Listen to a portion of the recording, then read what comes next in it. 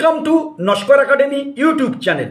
এই 2024 সালে নেতাজি সুভাষ ওপেন ইউনিভার্সিটির আন্ডারে যে সকল সুপ্রিয় ছাত্রছাত্রীরা ইতিহাস MA পার্ট 1 অর্থাৎ পিজি হিস্ট্রি পার্ট 1-এ পরীক্ষা দেবেন, আর আজকের আমি আলোচনা করব পিজি হিস্ট্রি পার্ট 1-এর অত্যন্ত একটি 12 মার্কের গুরুত্বপূর্ণ প্রশ্ন, মোগল যুগে চিত্রশিল্পের বিকাশ আলোচনা করুন। বা প্রশ্নটা এইভাবে ঘুরিয়ে আসতে পারে, মোগল যুগে চিত্রশিল্পের বিকাশের ক্ষেত্রে মোগল দরবার এবং আঞ্চলিক পৃষ্ঠপোষকতা কতটা কার্যকরী ছিল আলোচনা করুন। বিষয়টি আমি আজকের গল্পের ছলে আলোচনা করব, অতি সংক্ষিপ্তভাবে আলোচনা করব, যাতে পরীক্ষার হলে আপনারা কিন্তু নিজের ভাষায় নোটটা নামাতে পারেন। এবং অবশ্যই করে আপনাদের এই পড়াটা যদি মাথায় থেকে থাকে, গল্পের ছলে কিন্তু আপনারা নামাতে পারবেন। আপনাদেরকে জানিয়ে রাখি, পূর্বের বছরে কিন্তু মোগল যুগের স্থাপত্য শিল্প পড়ে গেছে, ফলে এই ইয়ারে মোগল যুগে চিত্রশিল্পের বিকাশ আলোচনা করুন এই প্রশ্নটি কিন্তু আসার প্রবল থেকে প্রবলতর সম্ভাবনা আছে। Let's go. শিল্পের অন্যান্য ক্ষেত্রের মতোই মুঘল যুগে চিত্রশিল্পে অসাধারণ উৎকর্ষের স্ফুরণ ঘটেছিল। প্রাচীন যুগে ভারতীয় হিন্দু রাজাদের আমলে চিত্রশিল্প অসাধারণ উৎকর্ষ লাভ করেছিল, যার প্রধান অজন্তা, ইলোরা, ভারুদ ইত্যাদি। তো এই বিখ্যাত চিত্রশিল্পগুলি সুলতানি আমলে রাজকীয় পৃষ্ঠপোষকতার অভাবে এই ধারা তার পূর্বের গৌরব হারিয়ে ফেলে, কিন্তু মোগল আমলে রাজকীয় পৃষ্ঠপোষকতায় চিত্রশিল্পের খরা নদীতে ভরা জোয়ার দেখা দেয়। মোগল চিত্রকলায় ভারতীয় রীতির সাথে বৌদ্ধ, বাল্লিক, ইরানি, চীনা, মিশরীয় রীতির এক অপূর্ব সংমিশ্রণ আমরা লক্ষ্য করি। এবারে আসবো মোগল যুগের চিত্রশিল্পের বৈশিষ্ট্য কী ছিল। তো মোগল চিত্রকলায় কয়েকটি বৈশিষ্ট্য পরিলক্ষিত হয়। মোগল চিত্রকলা একদিকে যেমন দরবারের পৃষ্ঠপোষকতায় বিকশিত হয়, তেমনি দরবারের বাইরে রাজস্থান, কাংড়ায় লোকচিত্রশিল্প হিসাবে ব্যাপকভাবে কিন্তু বিকাশ লাভ করে।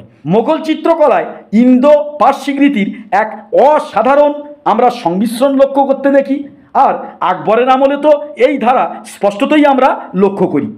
মোগল চিত্রকলায় একদিকে যেমন প্রাকৃতিক দৃশ্য, গাছপালা, পশু পাখির চিত্র ইত্যাদি আমরা দেখি, তার পাশাপাশি বিভিন্ন রাজকীয় ঐতিহ্যের চিত্রগুলো সেখানে কিন্তু ব্যাপকভাবে কিন্তু ফুটে উঠেছে। দরবারি চিত্রগুলির বিষয়বস্তু ছিল বিচিত্র, যেমন বিবাহের দৃশ্য, শোভাযাত্রার দৃশ্য, শিকারের দৃশ্য ও তার পাশাপাশি যুদ্ধযাত্রার দৃশ্য তো অবশ্যই ছিল। এছাড়াও আমরা জাহাঙ্গীরের আমলে একটা লক্ষণীয় বিষয় দেখি। জাহাঙ্গীরের আমলে মোগল চিত্রকলায় সৌন্দর্য অপেক্ষা বিষয়বস্তুর এক ব্যাপক প্রাধান্য দেখা যায়। তো এই গেল মোগল চিত্রশিল্পের মোটামুটি বৈশিষ্ট্য। এরপরে আসবো কোন কোন মোগল সম্রাটদের রাজত্বকালে চিত্রশিল্পের বিবর্তন কেমন হয়েছিল। তো দেখুন, বাবরের ক্ষেত্রে আমরা যদি দেখি, মোগল সম্রাট বাবর ছিলেন তার পূর্বসূরির সৌন্দর্যপ্রীতির এক সার্থক উত্তরাধিকারী, তবে বাবর যুদ্ধে অধিক ব্যস্ত থাকার কারণে চিত্রশিল্পে ঠিকমতো মনোযোগ দিতে পারেননি। এবারে আসবো হুমায়ুনের ক্ষেত্রে। হুমায়ুন পারস্যে নির্বাসনকালে চিত্রশিল্পের প্রতি তিনি ব্যাপকভাবে আকৃষ্ট হন। ভারতের প্রত্যাবর্তনের সময় পারস্যে দুই প্রখ্যাত চিত্রশিল্পী তথা আব্দুল সামাদ ও সাইদ আলীকে তিনি কিন্তু ভারতে নিয়ে চলে আসেন, যারা হামাজা নামক চিত্রগুলি অঙ্কন করে ব্যাপক প্রসিদ্ধ হয়েছিলেন। এরপরে আসি আকবরের সময়ে।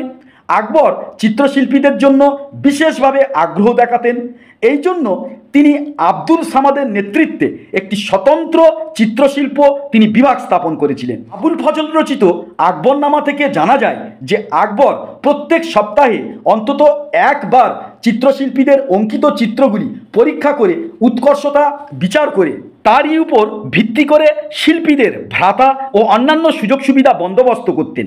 আকবরের সমন্বয়ী মানসিকতা চিত্রশিল্পেও কিন্তু ধরা পড়ে।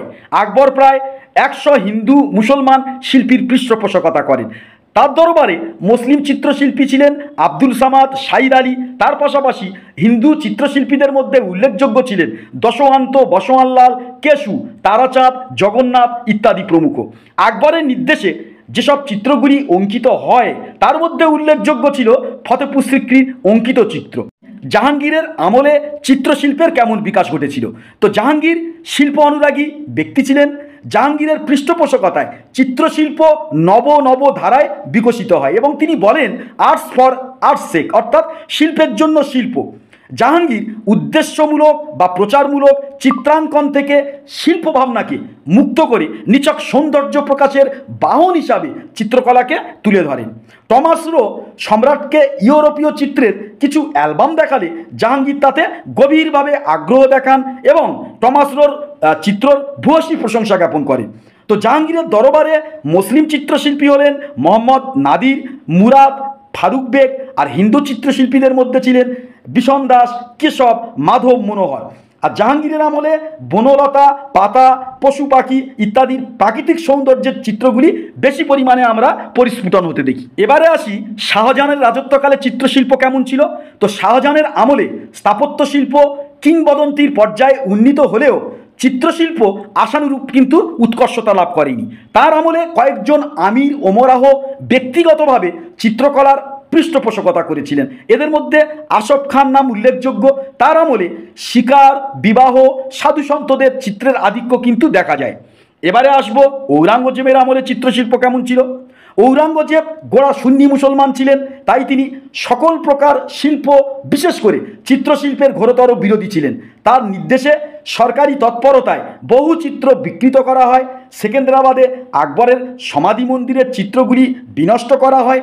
ঔরঙ্গজেবের রাজত্বকালে দরবারি শিল্পীরা বিতাড়িত হয়ে প্রাদেশিক দরবারে আশ্রয় নেন। ঔরঙ্গজেবের রাজত্বকালে চিত্রশিল্পের কিন্তু সলিল সমাধি ঘটেছিল তার ধর্ম গোড়ামিতার কারণে। তো এবারে আসবো যে মোগল যুগে দরবারের পৃষ্ঠপোষকতায় যেমন দরবারি চিত্রশিল্পের বিকাশ ঘটেছিল, তার পাশাপাশি দরবারের বাইরে প্রত্যন্ত গ্রামাঞ্চলে বা আঞ্চলিক এলাকাতে সেখানেও লোকচিত্র শিল্পের ব্যাপক বিকাশ ঘটেছিল।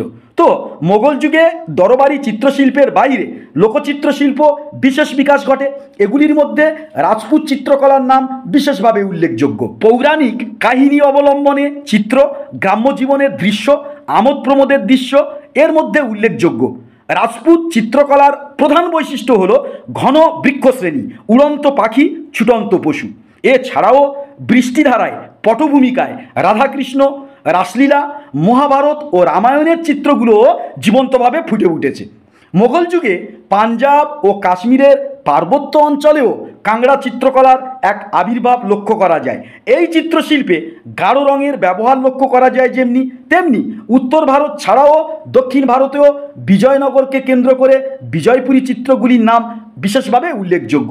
এইভাবেই আমরা যদি সমগ্র মোগল যুগে চিত্রকলার অসাধারণ বিকাশ পর্যালোচনা করি তাহলে দেখব যে সার্বিকভাবে বিভিন্ন মোগল সম্রাটদের ঐকান্তিক তৎপরতায়, মোগল দরবারের অভিজাতদের তৎপরতায় এবং বিভিন্ন প্রাদেশিক এবং আঞ্চলিক এলাকার বিশিষ্ট চিত্রশিল্পীদের ইন্সপিরেশনে মোগল যুগে কিন্তু সার্বিকভাবে চিত্রশিল্পের এক নবজোয়ার এসেছিল।